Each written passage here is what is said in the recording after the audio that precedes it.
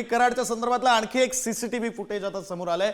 वाल्मिक कराड आणि आरोपी हे सीआयडीला शरण येण्यापूर्वी बीडवरून पुण्याला गेले होते का अशी चर्चा सुरू झाली आहे, कारण 3 आलिशान गाड्यांचं सीसीटीव्ही फुटेज हे आता समोर आलं। 30 डिसेंबरच्या रात्री सोलापूर धुळे राष्ट्रीय महामार्गावरून आरोपी पुण्याला गेल्याची चर्चा सुरू आहे। बीडच्या मांजरसुंबा इथं हॉटेलमध्ये त्यांनी जेवण केलं, पेट्रोल पंपावर गाडीत पेट्रोल सुद्धा भरलं आणि त्या संदर्भातली सीसीटीव्हीची दृश्य, सीसीटीव्ही फुटेज हे आपण पुढारी न्यूजच्या टीव्ही स्क्रीनवर एक्सक्लुझिव्ह अशा प्रकारे पाहतोय। 30 डिसेंबरच्या रात्री सोलापूर धुळे राष्ट्रीय महामार्गावरून हे आरोपी पुण्याला गेल्या बीडवरून पुण्याला गेल्याची चर्चा आहे।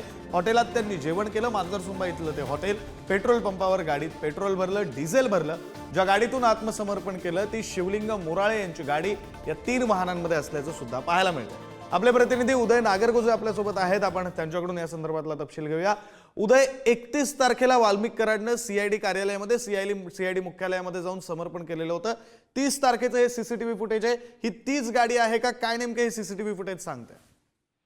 विक्रांत, आपण जर बघितलं तर वाल्मिक कराडनं 31 तारखेला पुणे येथील सीआयडीच्या कार्यालयात आत्मसमर्पण केलं होतं। त्यावेळी वाल्मिक कराडला घेऊन जी गाडी आली होती शिवलिंग मोराळेची, तीच ही गाडी आहे आणि ती 30 तारखेच्या रात्री सोलापूर धुळे महामार्गावर मांजरसुंबा नजीक दिसून येत आहे। तेथील पेट्रोल पंपावर या गाडीचं जे आहे ते सीसीटीव्ही फुटेज मध्ये कैद झाले। तर दुसरीकडे टोल नाक्यावरचं देखील सीसीटीव्ही फुटेज आहे, ज्यामध्ये इतर 2 गाड्या देखील दिसतात।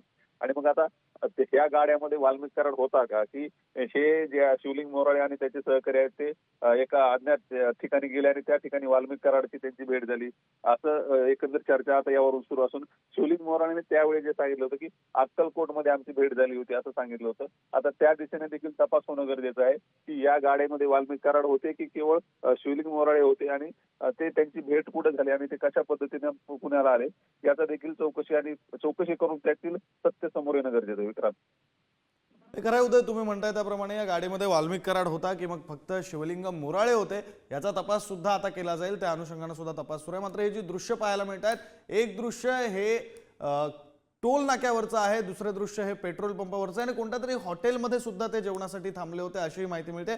त्या संदर्भातला काय तपशील? विक्रांत, आपण जर पाहिलं तर वाल्मिक कराड आत्मसमर्पण करण्यापूर्वी नेमका कोठे होता, रुग्णालयात उपचार घेतले, अज्ञात ठिकाणी होता, याबाबत चर्चा सुरू होत्या। त्या दिशेने पोलीस तपास देखील झालाय, परंतु अद्याप यामागचं जे सत्य आहे ते समोर आलेलं नाही। वाल्मिक कराडला हे शिवलिंग मोराळे कुठे भेटला, ते कशा पद्धतीने पुण्याला आले, शिवलिंग मोराळे नेमका त्याच वेळी बीडवरून अक्कलकोटच्या दिशेने कसा जात होता, या सगळ्याची प्रश्नाची उत्तरं ही आता समोर आलेली नाहीत आणि आता या सीसीटीव्ही फुटेजमुळे या सर्व चर्चांना पुन्हा एकदा जोर आल्याचं आपल्याला पाहायला मिळतं। विक्रांत, नाही, अगदी खरं आहे उदय, तुमच्या म्हणण्याप्रमाणे प्रश्न अनेक निर्माण होत आहेत आणि या प्रश्नांची उत्तरं ही चौकशी दरम्यान समोर येतील। तुर्तास धन्यवाद तुम्ही दिलेल्या या सगळ्या तपशिलासाठी।